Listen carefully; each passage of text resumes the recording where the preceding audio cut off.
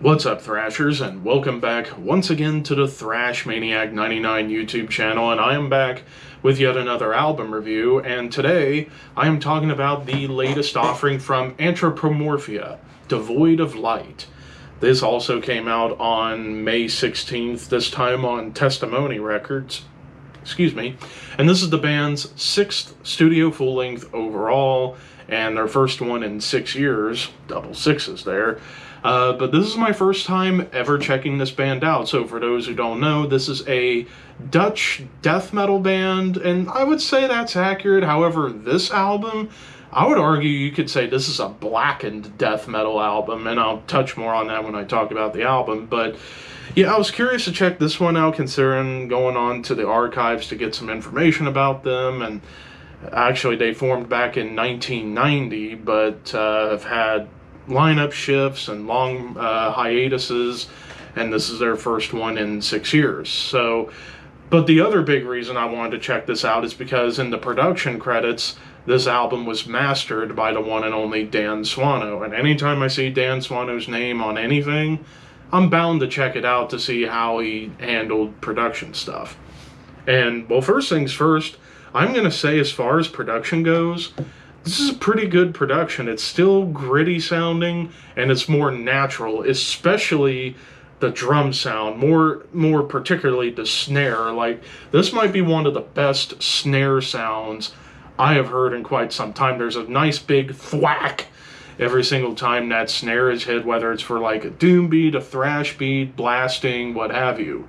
The guitar tone, it's all, I don't know if it's quite HM2, but it's definitely teetering to that territory. The bass is audible in the mix, and the vocals are just murky and filthy.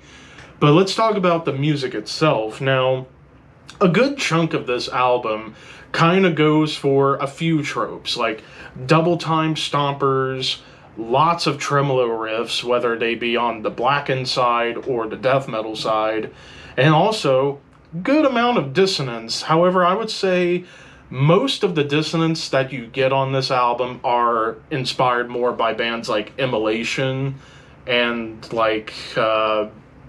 bands that sound similar to Immolation, like Blaspherian and so on and so forth. But there are little moments where the dissonance does remind me a little bit of Ulcerate and Gorguts.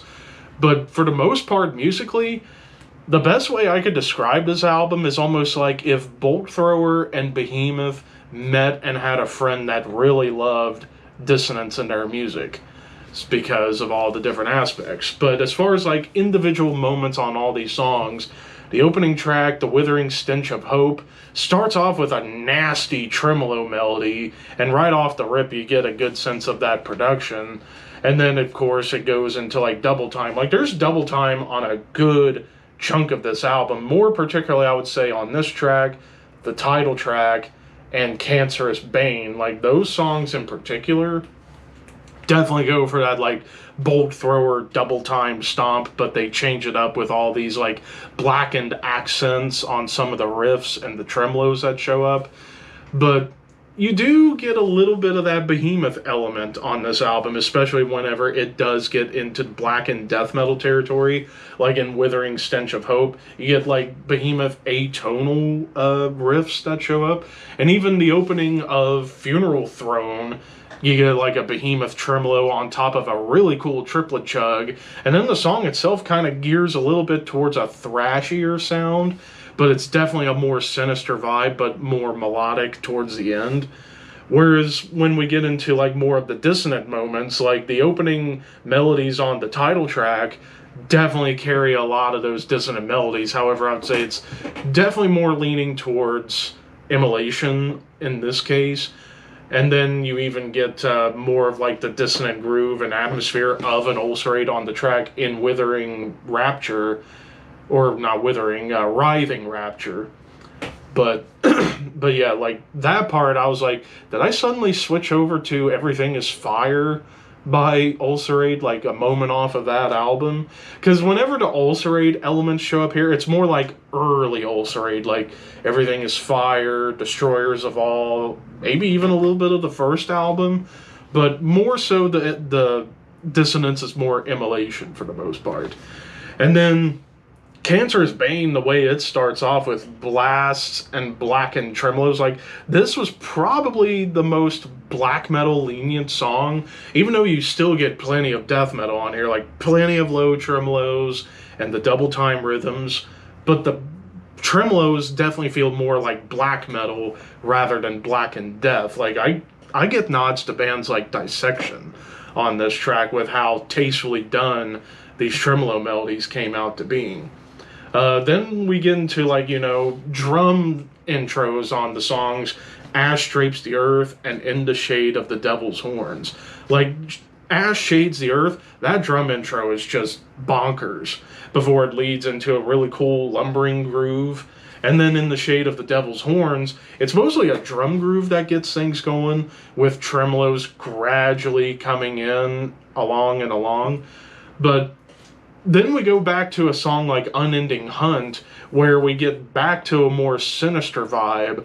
And I also love how towards the end of the album, you get more, like, dynamic songwriting in terms of, like, building moments up before you hit the big crescendo of a lot of these songs. Like Unending Hunt, Cancerous Bane, and hell, even the closer, Triumphant Death, all have really cool moments where it builds up tension to the big release of whatever's about to happen. But I would say in particular the final two tracks, In the Shade of the Devil's Horns, like the drum groove, of course, and More Distance, but it gets back to a bit of a thrashier vibe.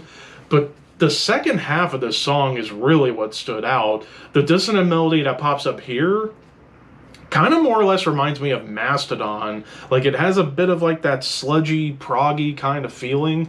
And then the harmonies, and I forgot to talk about harmonies. Like, the harmonies and melodies that show up here are well executed, but here on this track in particular, there's a lot of depth in those harmonies. Like, especially, you know, like Symbolic and Sound of Perseverance, like that particular era of death, there's those kind of harmonies.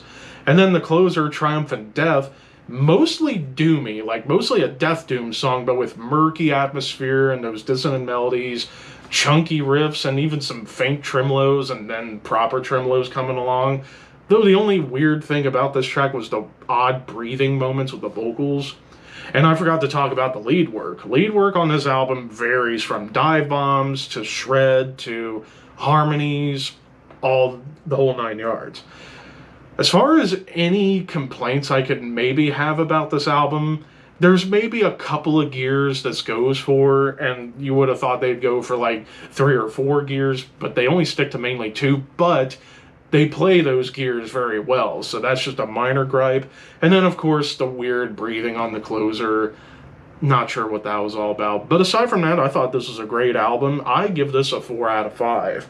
I think this is some killer stuff from a band I never heard of. So if you are a fan of Bolt Thrower, Behemoth, Immolation, bands along those lines, definitely check this out.